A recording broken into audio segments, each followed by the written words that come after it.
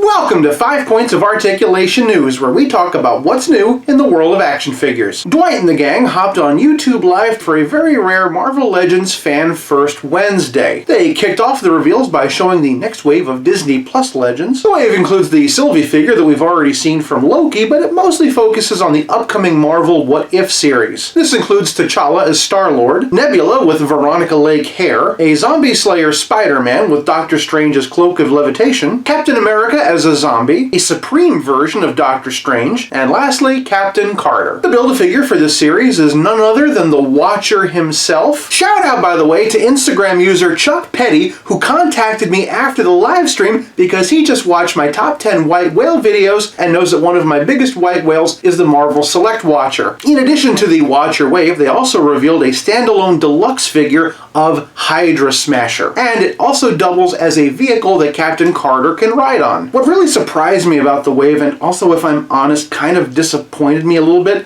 is that the figures are definitely based off of their animated look instead of trying to match the actor likenesses. Dwight explained that when they're trying to adapt something from some form of media, they do try to capture it as best they can. He used the animation style from Spider-Man Into the Spider-Verse as his example, and while I do understand that, and I do also respect that, to me it just kind of takes the wind out of it a little bit if you can't actually mix and match them with the other figures that you already have. But we're also talking about actor likenesses, and so for all we know, if they were to make them look like the actual actors, they might actually have to pay extra royalties, which would cut into the budget, and I don't know. In addition to the second wave of Disney Plus figures, they also revealed the new Walgreens exclusive binary figure. While we're on the subject of female figures, they also fully revealed their new upcoming Tigra figure. She's an all-new sculpt, and she comes with pinless, double-jointed elbows and knees. For a lady legend, that is a huge leap forward. She comes with 2 heads, 2 sets of hands, and is a Pulse exclusive. On the subject of exclusives, they also revealed a Target exclusive reissue of the Spider-Man Homecoming Vulture. Unfortunately, it does not have a Michael Keaton head. It does have some new tooling, though, to make it a little bit more screen accurate to what we saw in Spider-Man Homecoming. Dwight stressed as hard as he possibly could that the branding on this package is for Spider-Man Homecoming and that it should not be seen as a clue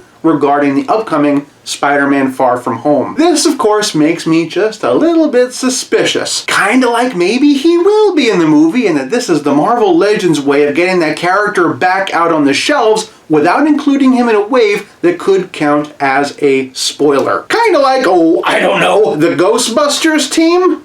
Speaking of industry insiders, there was a very interesting segment of the live stream where they kicked it over to pre-recorded questions from popular action figure reviewers. They said that they didn't actually watch these questions in advance and that they were a complete surprise, but I don't really believe it. Mainly because they had a question about what the next Marvel Legends army builder was going to be, and then Dwight's like, oh, you want to know about army builders? Well, I have this one right over here if you want to see that. Yeah, I see you. Either way, it was a great reveal of a new troop builder version of the Hand Ninja. Unlike the original version from the Stiltman wave that came in red, this one comes in all black. But of course, the real meat of the discussion was the Haslab Galactus. As of this recording, Galactus is sitting pretty at 9,787 backers, which is still a far cry away from the 14,000 that they need. My gut is telling me that this has not been the slam dunk that they were expecting it to be. If you remember, the Sentinel was only $350 and they only had to get 7,000 units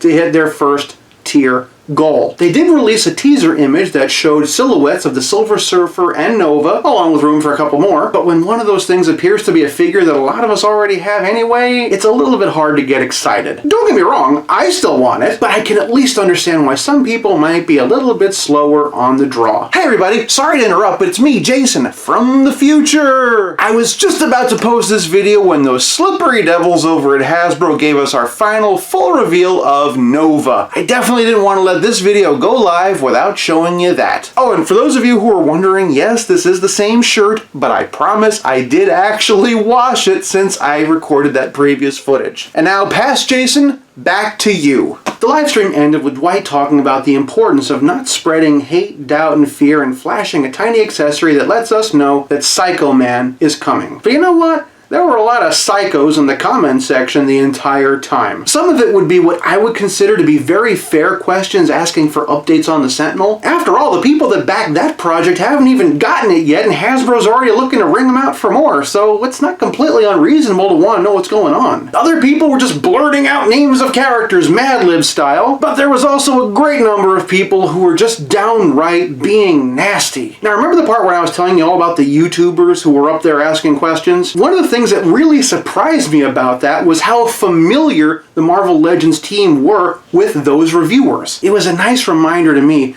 that we as collectors don't really live in a bubble. The powers that be are paying attention, and I do think that they know what we want and what we don't like, but I also think that they're just people working for a company with multi-million-dollar contracts and shareholder expectations, and that they're really doing the best that they can. So yeah, definitely make your wants and wishes and opinions known. Just remember that although they are manufacturing things that you and I love, they themselves are people. And I'm not just saying that because I want to be invited to record a question. But seriously, Dwight, if you are watching, my DMs are open. I hope you've enjoyed this look at the Marvel Legends Fan First Wednesday livestream. What was your favorite reveal? Have you backed the Haslab Galactus? And if not, are you planning to? I'll be back again real soon, but until then, play nice and have fun.